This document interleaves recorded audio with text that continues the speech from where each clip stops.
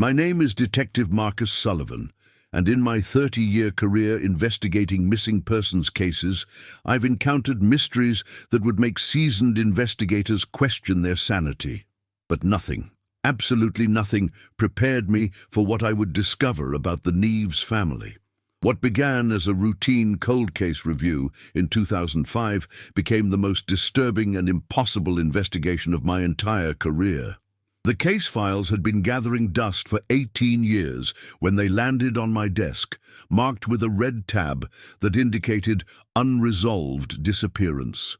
Carlos Neves, age 34, his wife Maria, 29, and their twin daughters Sophia and Carmen, both 8 years old, had vanished without a trace during their Easter vacation in 1987. For nearly 2 decades, their fate remained a complete mystery. Then in 2008, a single Google Street View image would surface that would shatter everything we thought we knew about missing persons cases and challenge the very boundaries of what we consider possible in this world. The Neves family embodied the American dream in every conceivable way. Carlos had immigrated from Portugal as a teenager, worked his way through architecture school, and by 1987 had established a thriving practice in downtown Denver. His designs were featured in architectural magazines, and he had just won a contract to design a new public library. Maria, a second-generation Mexican-American, taught 3rd grade at Roosevelt Elementary and was beloved by her students and colleagues alike. The twins, Sophia and Carmen, were honor roll students who sang soprano in the church choir and had just won 2nd place in the state science fair with their project on butterfly migration patterns. Friends described them as an inseparable pair who seemed to communicate in their own secret language, finishing each other's sentences and sharing dreams about becoming marine biologists. By every measure, they were a successful, happy family with a bright future ahead of them. Their Easter tradition had begun in 1985 when Carlos discovered the charming mountain town of Pine Ridge, Colorado, during a business trip. The town sat nestled in a valley surrounded by snow-capped peaks, with a population of just over 2,000 residents who prided themselves on maintaining their community's rustic charm. Main Street was lined with family-owned businesses, antique shops, and a single traffic light that hardly ever needed to function. The Neves family fell in love with the town's peaceful atmosphere and began renting the same cabin every Easter weekend. The property sat at 247 Elm Street, a 2-story log home built in 1962 with a wraparound porch, stone chimney, and large windows that offered spectacular views of the surrounding mountains.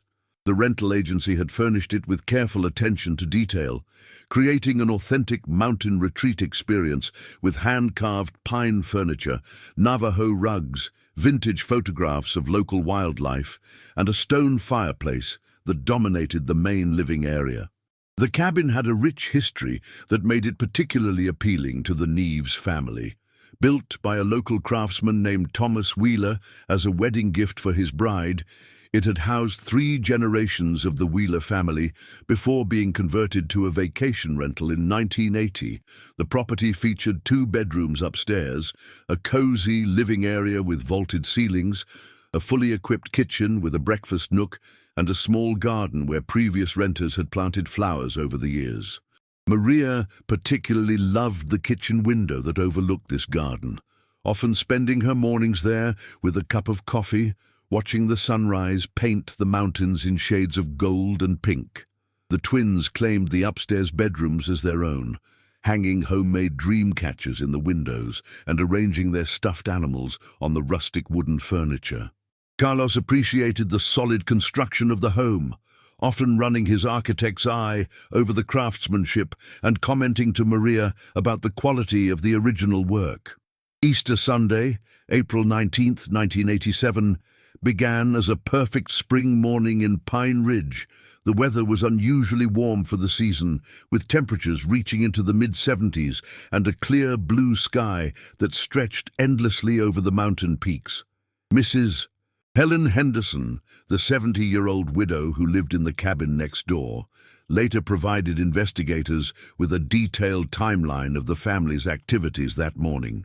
She was an early riser who spent her mornings tending to her prized rose garden, which gave her a clear view of the Neves family's daily routine.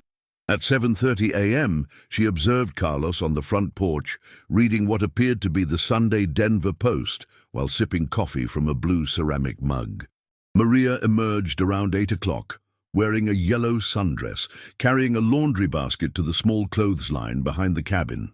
The twins appeared shortly after, still in their pajamas, chasing each other around the front yard in a game of tag that filled the quiet morning air with their infectious laughter.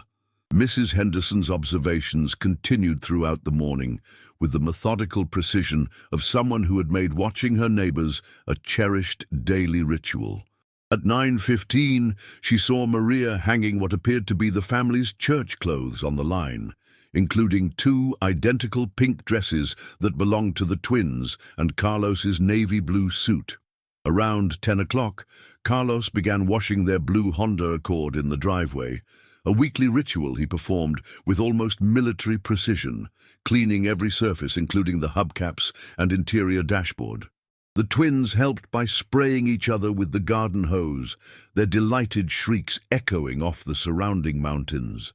Maria emerged from the cabin at 10:30, carrying a plate of what Mrs. Henderson assumed were homemade Easter cookies, offering them to her husband and daughters as they worked. This domestic scene of family happiness would be the last confirmed sighting of the Neves family alive.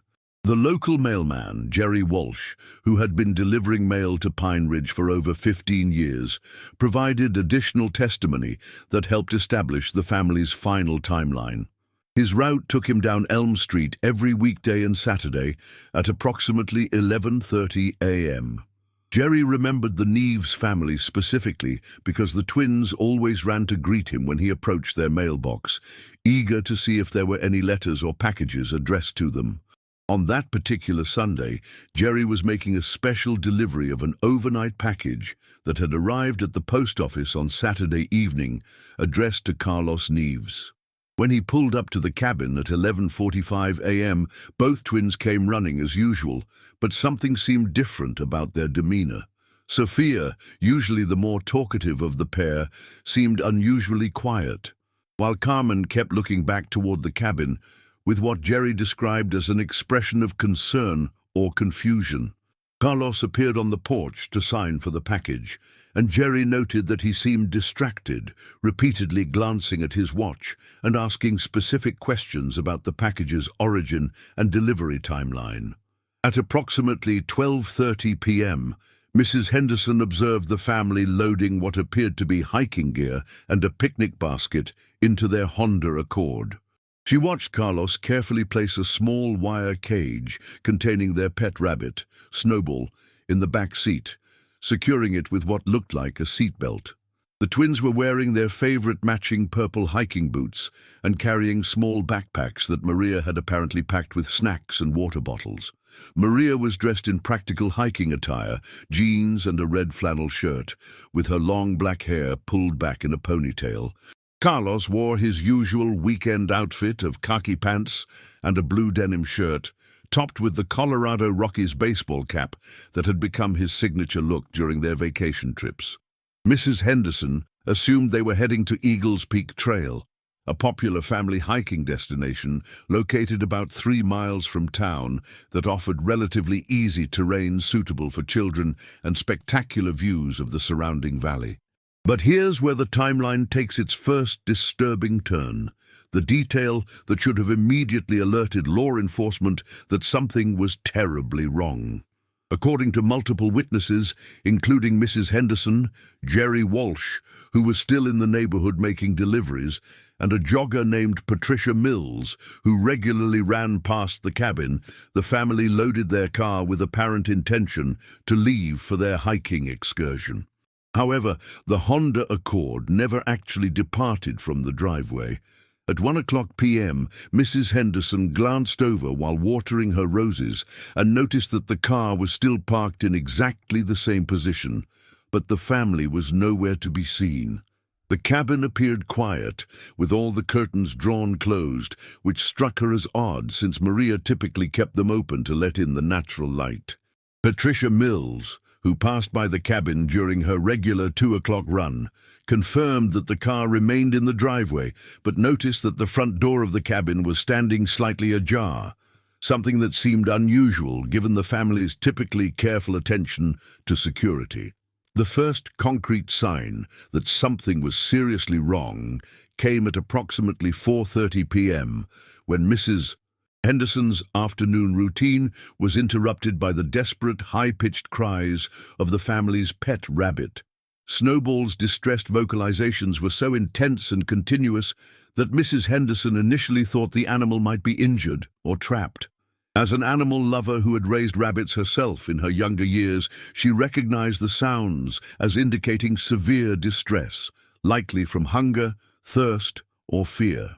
When she peered over the low fence that separated the two properties, she could see the wire cage sitting in the back seat of the Honda Accord, with Snowball frantically pacing back and forth inside the small enclosure. The rabbit's water dish was completely empty, and there was no sign of the food pellets that Maria carefully measured out twice daily. This discovery alarmed Mrs. Henderson because during their previous visits, Maria had demonstrated an almost obsessive attention to the rabbit's care schedule, often setting alarms to ensure Snowball was fed at precise intervals. Concerned for the animal's welfare, and puzzled by the family's apparent absence, Mrs. Henderson decided to approach the cabin directly. She knocked firmly on the front door, calling out, "Hello, Maria, Carlos, is everything all right?" When no one responded, she tried the doorbell, then knocked again more forcefully. The silence from within the cabin was complete and unsettling. She walked around to the back door and repeated her attempts to get someone's attention, but the results were the same. Through the kitchen window, she could see that the lights were off, and the room appeared empty. What troubled her most was the complete absence of any signs of life, despite clear evidence that the family had been preparing to leave for their hiking trip just a few hours earlier. Growing increasingly worried, Mrs. Henderson decided to call the Pine Ridge Police Department to request a welfare check, a decision that would officially begin one of the most baffling missing persons investigations in Colorado state history. Officer Janet Reyes of the Pine Ridge Police Department responded to Mrs. Henderson's call at 6:15 p.m. A 28-year-old officer with 4 years of experience in the small mountain community, Janet initially approached the situation with the assumption that she was dealing with a routine case of vacationers who had lost track of time during their outdoor activities. Her preliminary report, filed later that evening, stated, "Responded to welfare check request at 247 Elm Street regarding visiting family who failed to return from apparent hiking excursion. Vehicle still on property, pet animal in distress. Conducted exterior examination of rental property, found no signs of forced entry or struggle. Likely scenario, family underestimated hiking time requirements and will return by nightfall. Recommend follow-up if family not located by 0800 hours tomorrow." This initial assessment would prove to be tragically inadequate given the true nature of what had occurred. When the Neves family failed to return by morning, Officer Reyes returned to the cabin with backup and authorization to enter the property. Using a key provided by the rental agency, they conducted a thorough search of the interior spaces. What they discovered inside defied logical explanation and established the foundation for what would become one of the most perplexing missing persons cases in state history. The cabin appeared to be in perfect order, almost obsessively clean and organized. The beds had been made with military precision, hospital corners, and carefully arranged pillows. In the twins' room, their stuffed animals were lined up in neat rows on the windowsill, facing outward as if watching for someone's return. The bathroom towels were folded and hung with equal spacing, toothbrushes arranged in precise, parallel lines. This level of organization seemed inconsistent with a family preparing for a casual hiking trip and suggested either an unusually compulsive attention to detail or something far more sinister. The kitchen presented the most disturbing evidence of the family's mysterious disappearance. On the dining table, investigators found 4 place settings arranged with exact precision.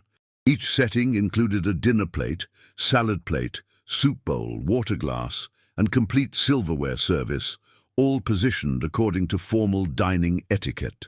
The centerpiece was a small vase containing fresh tulips that Maria had apparently picked from the garden that morning.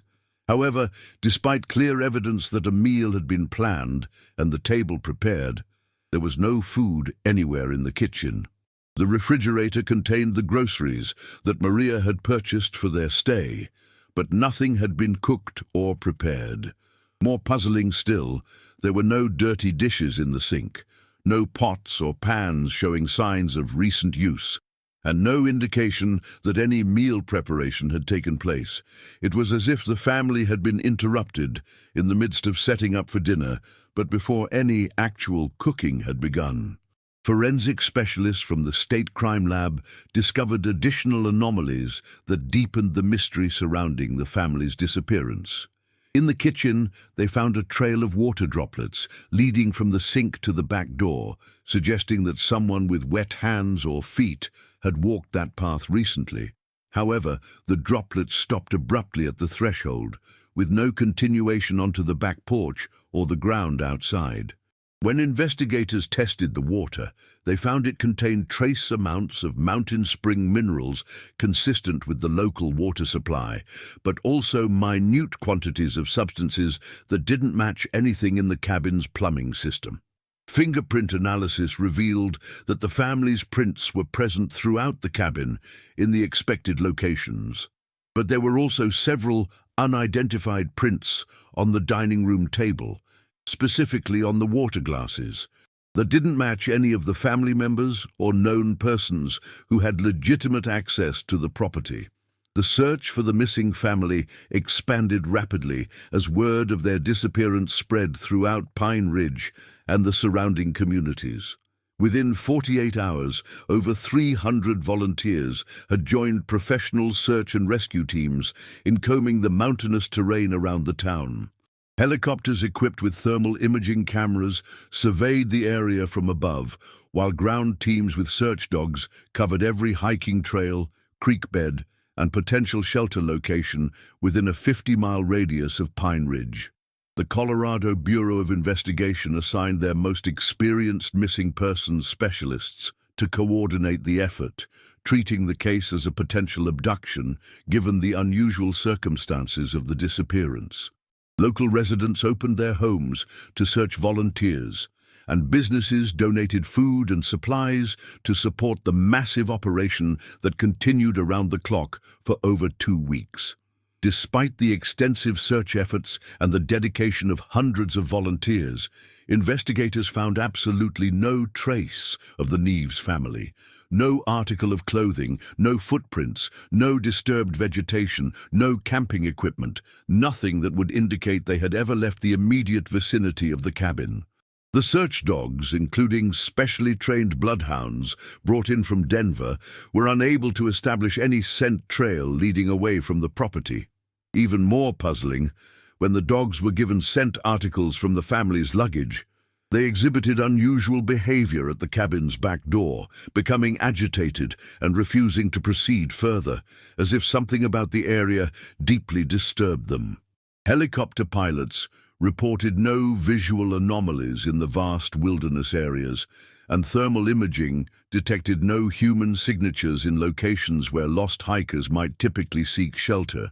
The case garnered significant media attention throughout Colorado and the surrounding states, with daily news updates and appeals for information broadcast on television and radio stations across the region.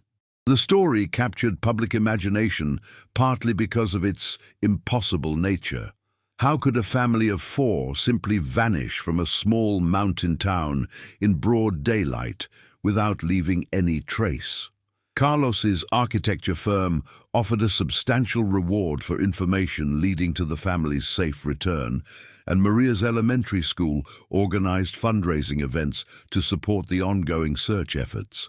The twins' classmates created missing person posters that were distributed throughout Colorado, featuring school photographs of Sophia and Carmen with their bright smiles and gap-toothed grins. However, despite the widespread publicity and numerous tips that poured into the investigation hotline, none of the leads produced any credible evidence regarding the family's whereabouts. As weeks turned into months, the intensive search efforts gradually diminished, and the case was reclassified from an active rescue operation to a missing persons investigation. The Pine Ridge Police Department, with assistance from state and federal agencies, continued to pursue various theories about what might have happened to the family.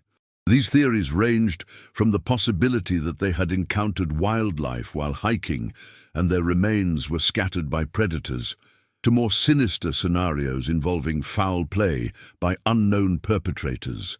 Some investigators theorized that the family might have voluntarily disappeared to escape financial difficulties or legal problems, but this theory was quickly disproven when Carlos's business partners revealed that his firm was financially successful and there were no pending legal issues. Others suggested that the family might have been victims of a random crime, but the lack of evidence of struggle or forced entry made this scenario unlikely. By the first anniversary of their disappearance, the case had been officially classified as a cold file, joining the thousands of missing persons cases that remain unsolved across the United States each year. The cabin at 247 Elm Street remained empty, as the rental agency found it impossible to rent to new guests who were aware of its history. Local residents began to whisper that the property was cursed, and property values in the immediate neighborhood declined significantly. Mrs. Henderson, who had been the last person to see the family alive, moved away from Pine Ridge 6 months after their disappearance, telling friends that she could no longer bear to look at the empty cabin every day. The town slowly returned to its normal routine, but the mystery of the Neves family cast a permanent shadow over the community's peaceful atmosphere. I became personally involved in the Neves family case in late 2005 when I was assigned to review cold files as part of a statewide initiative to apply new investigative techniques and technologies to unsolved disappearances.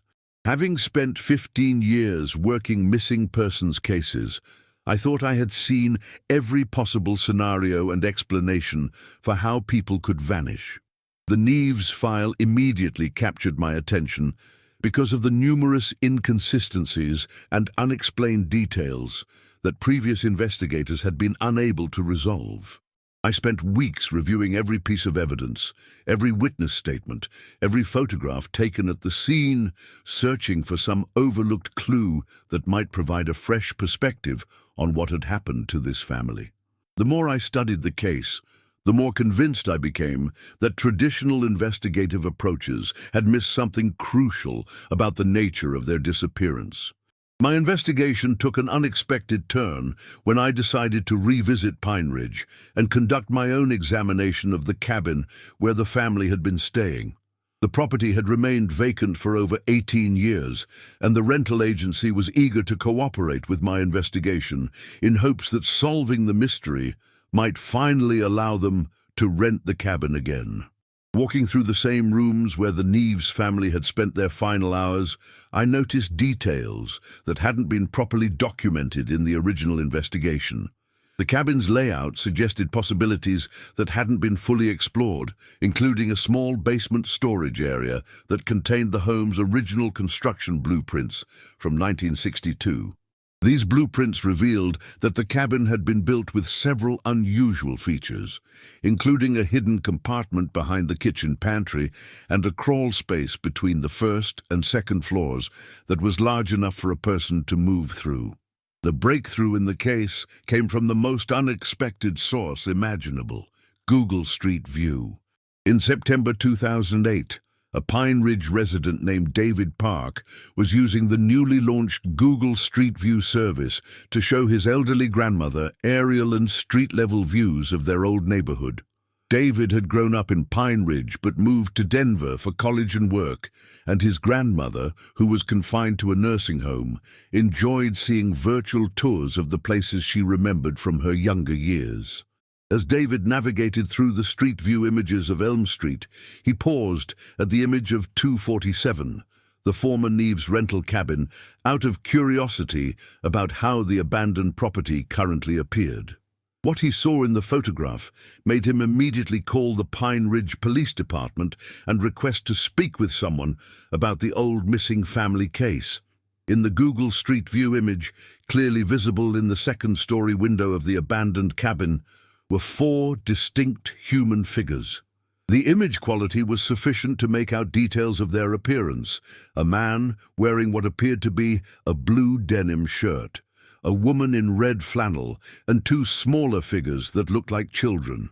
David Park screenshot the image and brought it directly to my attention because I had become known locally as the detective still actively investigating the Neves disappearance. When I first looked at that photograph on David's computer screen, I felt a chill run down my spine that had nothing to do with the air conditioning in the Pine Ridge police station. The figures in the window were unmistakably the Neves family, wearing the exact same clothing that witnesses had described them wearing on the day they vanished 21 years earlier. I immediately contacted Google's technical support department to verify the authenticity and metadata of the Street View image. The photograph had been captured on March 23, 2008, at 2:14:37 p.m. by one of Google's Street View vehicles as it traveled westbound on Elm Street. The GPS coordinates were verified as accurate, and Google's technical team confirmed that there was no evidence of digital manipulation or alteration to the image file. The photograph existed exactly as captured by their camera system, with no post-processing modifications that could account for the appearance of the figures in the window. This verification eliminated the possibility that the image was a hoax or the result of digital manipulation by someone with access to photo editing software. The timestamp and location data were consistent with Google's documented Street View collection schedule for the Pine Ridge area during that time period. Armed with this impossible photograph, I drove immediately to Pine Ridge to examine the cabin in person. The property remained in the same abandoned condition it had been in for over 2 decades, with boarded windows, overgrown vegetation, and clear signs that no one had been inside for years. When I looked up at the second-story window where the Street View image had captured the 4 figures, I could see straight through to the back wall of the empty room. There was no furniture, no personal belongings, nothing that could cast shadows or create the illusion of human shapes. The interior of the cabin was completely vacant, covered in dust and cobwebs that indicated no recent human presence. Yet somehow, Google's camera had captured an image of 4 people standing in that window, people who appeared to be the missing Neves family, frozen in time, exactly as they had looked on the day they disappeared. The discovery of the Google Street View image triggered a media sensation that brought international attention to the Neves family case. News crews from major networks descended on Pine Ridge, and the story was featured on paranormal investigation television shows, missing persons documentaries, and internet conspiracy theory forums. Some experts claimed the image was evidence of supernatural phenomena, suggesting that the family had somehow become trapped in a temporal loop or existed in a parallel dimension that occasionally intersected with our reality. Others insisted it was an elaborate hoax, despite Google's verification of the image's authenticity. Paranormal investigators conducted seances and electronic voice phenomenon sessions at the cabin, claiming to have made contact with the spirits of the missing family members. The renewed attention brought dozens of new tips and theories, but none provided any concrete evidence about what had actually happened to the Neves family. However, I had noticed something in the Street View image that everyone else seemed to have missed, a detail so subtle that it required specialized enhancement software to make it visible. In the reflection of the window glass, barely discernible but definitely present, was what appeared to be a camera flash. Someone had been taking a photograph from inside the room at the exact moment that Google Street View vehicle passed by the cabin. This meant that the image of the Neves family in the window might not be supernatural at all, but rather a carefully planned and executed attempt to create the appearance of the missing family members.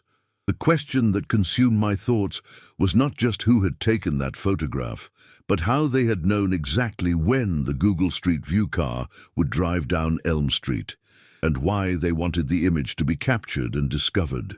This revelation led me to investigate Google's Street View collection schedule and methodology more thoroughly. I learned that Google typically announces their Street View collection areas several months in advance through local government notifications and public announcements, information that would have been available to anyone monitoring local news or government communications. Someone with detailed knowledge of the Neves family case could have planned to be in the cabin at the precise time the Street View vehicle would pass, positioned to create the illusion of the missing family members while simultaneously photographing the Google car to ensure their image would be captured. But this scenario raised even more disturbing questions about who had access to the abandoned cabin, who possessed such detailed knowledge of the family's appearance and clothing, and what their motivation might be for creating this elaborate deception 21 years after the original disappearance. As I write this final report, the Neves family case remains officially unsolved, but I believe the Google Street View image holds the key to understanding what really happened on Easter Sunday, 1987. Someone has gone to extraordinary lengths to ensure that this family's story continues to capture public attention, perhaps because they know the truth about their disappearance and want it to eventually be discovered.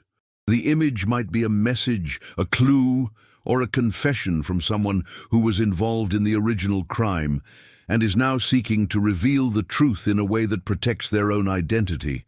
Or perhaps it's something far more sinister, a taunt from someone who wants to demonstrate their power to manipulate reality and challenge our understanding of what's possible in this world.